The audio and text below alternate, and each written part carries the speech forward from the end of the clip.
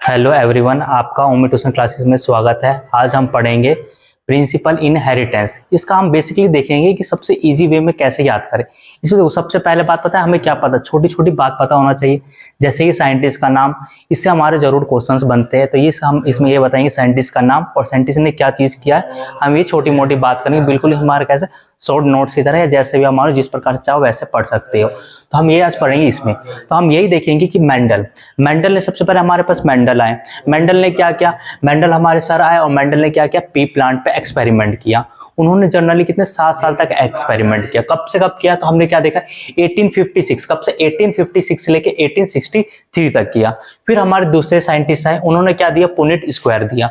तो Punnett square दिया तो कब से कब दिया, आरसी पुनेट भी कहा जाता है, या उसको हम मतलब क्या कहते हैं, इसको हम ब्रिटिश जेनेटिक्स भी मतलब कि जेनेटिस्ट भी कहते हैं। क्योंकि हमारा बेसिक जो पुनेट स्क्वायर है, जो हमने देखा है कि जो हमारा सारा जो बॉक्स वॉक्स बनता है इस प्रकार का, तो वो जो हमारा है ना कि ये हमारा ये इन्हीं साइंटिस्ट हैं, हम इसी को हम पुनेट स्क्वायर कहते हैं। जैसे हमारा कैपिटल टी स्मॉल टी इस प्रकार से बनाते हैं। हमारे क्या है, ये हमारे पुनेट स्क्वायर है, हमारे यही सर ने दिया था।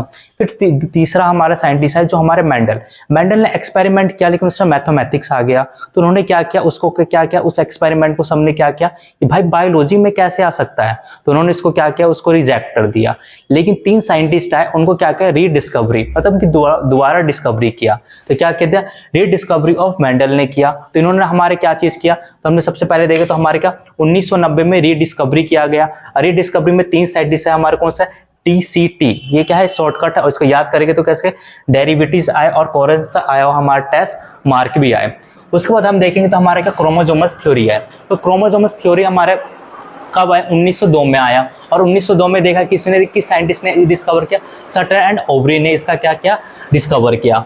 उसके बाद क्या है कि हमारे देखेंगे, इसके बाद क्या है, सेक्स डिटर्मिनेशन है। सेक्स डिटर्मिनेशन किसने डिस्कवर किया, तो हैंकलिंग ने किया। और उन्होंने कब किया, 1891 में उनको डिस्कवर किया। फिर इसके बाद हमारा मेंडल के डिसऑर्डर आ गए। मेंडल का डिसऑर्डर मतलब क्या है, जैसे कि मानो कि जैसे कि पेरेंट्स से प्रोजेनी में किस प्रकार से मेंटल डिसऑर्डर जाता है। जैसे कि देखते हैं कि अभी हम देखते हैं 50% जाता है, कभी देखते हैं कि 100% जाता है, कभी देखते हैं कि कोई कैरियर बनता है। तो हमारे मेंडल ने कैसे पुनेट स्क्वायर के थ्रू ही हमें बताया गया किस प्रकार से है। तो हमने देखा कि जो हमारा मेंटल डिसऑर्डर है, तो हमारे क्या मेंटल डिसऑर्डर जनरली हमारे एनसीईआरटी में 4 दिया, और तुम्हारे इंपॉर्टेंट यही हमें 4 पढ़ना है। तो कौन कौन सा है, पहला तो हमारा है कलर ब्लाइंडनेस, दूसरा हमारा फिनाइलकेटोनुरिया, फिर थैलेसीमिया और फिर क्रैश फाइबर्स। ये हमारे एनसीईआरटी में इसको हमें डिटेल से भी बताया, इन तीनों को डिटेल से बताया, इतना हमारे डिटेल से नहीं बताया। तो हम देखेंगे तो हमारे सबसे पहले बात करेंगे तो कलर ब्लाइंडनेस। कलर ब्लाइंडनेस किस कारण होता है, तो ये हमारे किससे होता है, हमारे देखेंगे तो ये हमारे ये सेक्स लिंक क्या होता है, सेक्स लिंक डिसऑर्डर से होते हैं। इन दोनों की बात करें तो इससे किससे होता है, हमारे ऑटोसोमल रिसीव डिसऑर्डर्स होते हैं। तो हम बात करें कलर ब्लाइंडनेस। कलर ब्लाइंडनेस में होता क्या है, तो कलर ब्लाइंडनेस में क्या होता है, मेल को क्या होना चाहिए, कलर ब्लाइंडनेस होना चाहिए, और फीमेल को क्या एटलीस्ट कैरियर होते हैं, तो प्रोजेनी में ट्रांसफर होता है। कैसे, इसका देखेंगे हम। जैसे कि देखते हैं कलर ब्लाइंडनेस, तो सबसे पहले बात किया मैंने, क्या किया, मेल को क्या होना चाहिए, कलर ब्लाइंडनेस होना ही चाहिए। तो इसको हम कैसे देखें, कलर ब्लाइंडनेस को बी से दिखा रहे हैं, और इसको ये हमारे क्या कलर ब्लाइंडनेस है ये। और फीमेल की मैंने क्या बात की, ये जो फीमेल हुई, तो फीमेल को क्या होना चाहिए भाई साहब, एटलीस्ट कैरियर होना चाहिए। तो कैरियर होना का मतलब क्या है, रिसीवर, मतलब कि देखेंगे तो हमारे रिसीव वाले में क्या होगा, कैरियर होगा एटलीस्ट।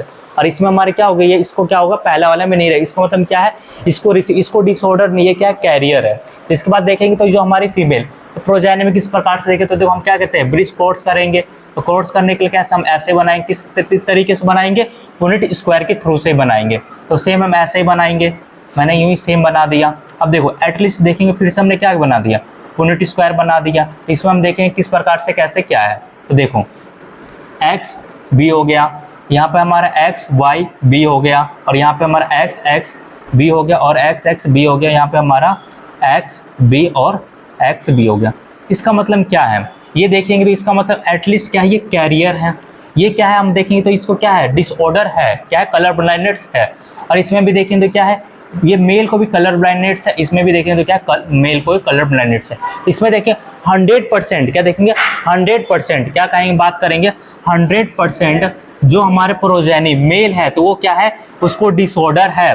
और जो फीमेल की बात करूँ तो क्या है, 50% फीमेल के पास देखें तो क्या होती है, इसके पास डिसऑर्डर है क्या है। और इसके बाद मैं बात करूँगा 50% के पास क्या है डिसऑर्डर में, तब मैं कलर ब्लाइंडनेस से दिखा देता हूँ। और इसके बाद मैं बात करूँ तो क्या 50% क्या होता है कैरियर, फीमेल क्या कैरियर भी होती है, इस पर भी क्वेश्चन आते क्या होता है, ये कैरियर है। इस प्रकार से हम देखेंगे तो ये है। अब देखने के बाद क्या है, मेल को कितना परसेंट होता है, तो हम जनरली देखेंगे तो मेल को कितना परसेंट होता है, 8% मेल को कलर ब्लाइंडनेस होता है, और फीमेल को कितना होता है तो 0.004% कलर ब्लाइंडनेस होता है। तो इस प्रकार से हमें पता है कि कलर ब्लाइंडनेस इस प्रकार से।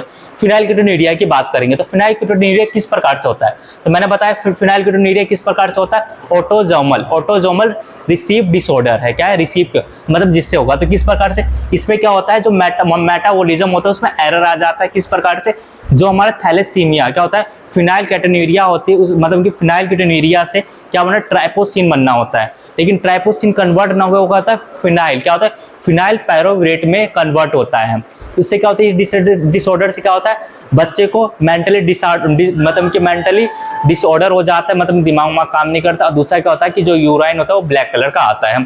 फिर थैलेसीमिया की बात करेंगे तो थैलेसीमिया भी क्या है, हमारा ऑटोजोमल रिसीव डिसऑर्डर है। तो ये किस प्रकार से होता है, तो इसमें हम देखेंगे जनरली तो हमारा है ना, देखेंगे तो इसमें 2 प्रकार का होता है। इसमें कैसा होता है कि अल्फा और बीटा होता है। अल्फा वाले में बात करें तो अल्फा कितने में होता है, अल्फा क्रोमोजोमस 16 पे होता है, कितने क्रोमोजोमस 16 पे होता है, और बीटा वाला हमारा क्रोमोजोमस 11 पे होता है। तो इस प्रकार से इस वीडियो में ऐसे बने रहो, ऐसे शॉर्टकट वीडियो हम बार बार लाते रहेंगे।